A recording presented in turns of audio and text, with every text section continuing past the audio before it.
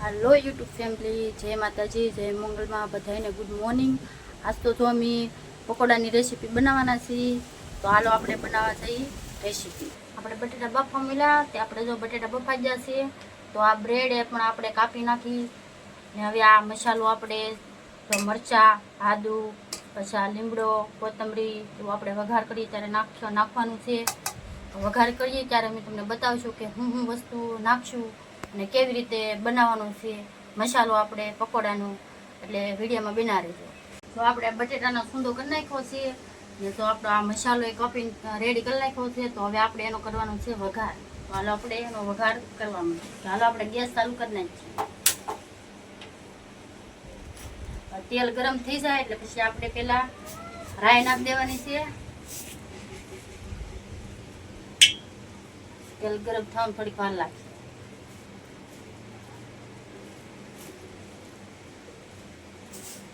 આપણું તેલ ગરમ થઈ ગયું છે, તો આપણે થોડીક રાઈ નાખી દઈએ, એટલી થોડીક જ હતી।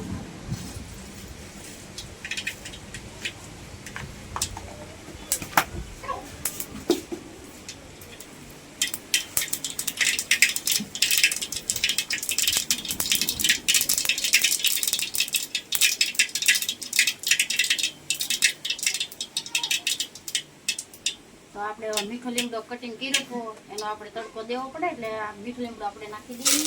મીઠો લીમડો નાખી દીધો। હવે આપણે થોડુંક જીરું નાખી દઈએ, આખું ધાણા જીરું નાખી દઈએ ને હળદર પણ થોડીક નાખી દઈએ।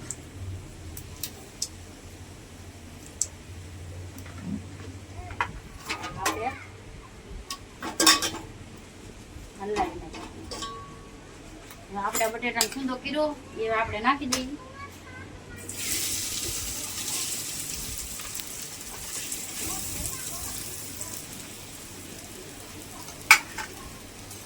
ને આપણે સૂંદાને એકદમ મસ્તીનું હલાવી નાખીએ।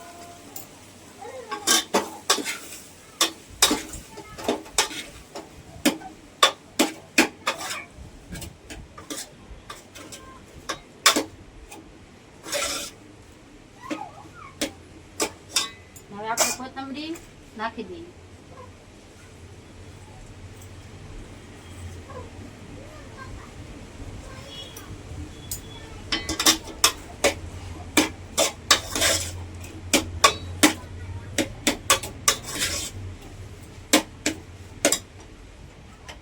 આપણો સૂંદો બનીને થઈ ગયો ત્યાર।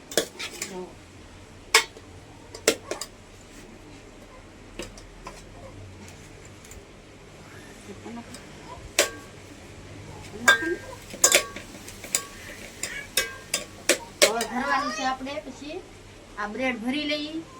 હાલો તો આપણે બ્રેડ તૈયાર કરી નાખી છે ભરીને।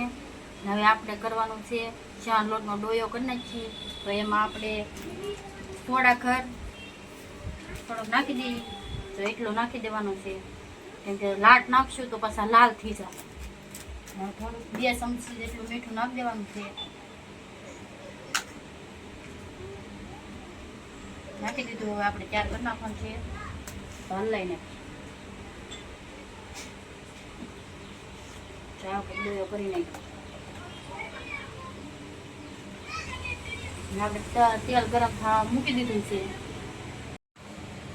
આપણું તેલ ગરમ થઈ ગયું છે, તો હવે આપણે હાલો પકોડામાં ગોળી મૂકવા માંડીએ।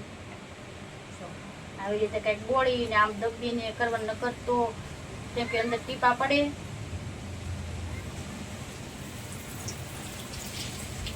આવી રીતે આપણે મૂકી દઈએ છીએ।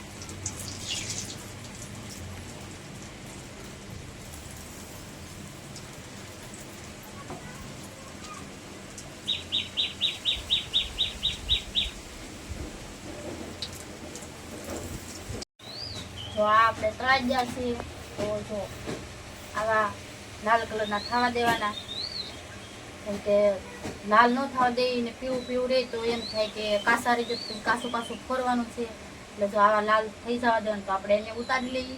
આપણે પકોડા થઈ ગયા છે રેડી। તો આપણે બનીને તૈયાર થઈ ગયા છે, તો હવે આપણે બનાવવાની છે ચટણી। તો ચટણીમાં જો લીલા મરચાં છે, લસણ, પછી આદુ, કોથમરી, આ બધી વસ્તુ આપણે પહેલાં ખાંડી નાખવાનું છે. આપણી ચટણી પણ જો આપણે ગરમ થવા મૂકી દીધી છે, તો હવે આપણે આને ખાંડી નાખીએ.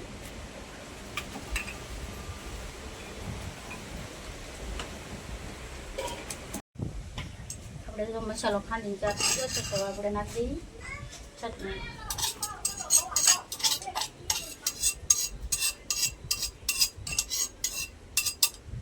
પછી આપણે એને હલાવી નાખીએ.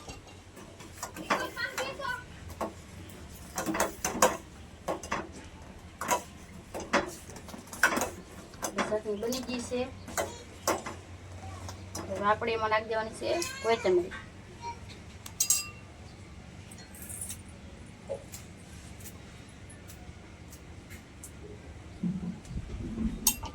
નાખી દીધી. હવે આપણે એને ઉતારી લઈએ. બની ગયા.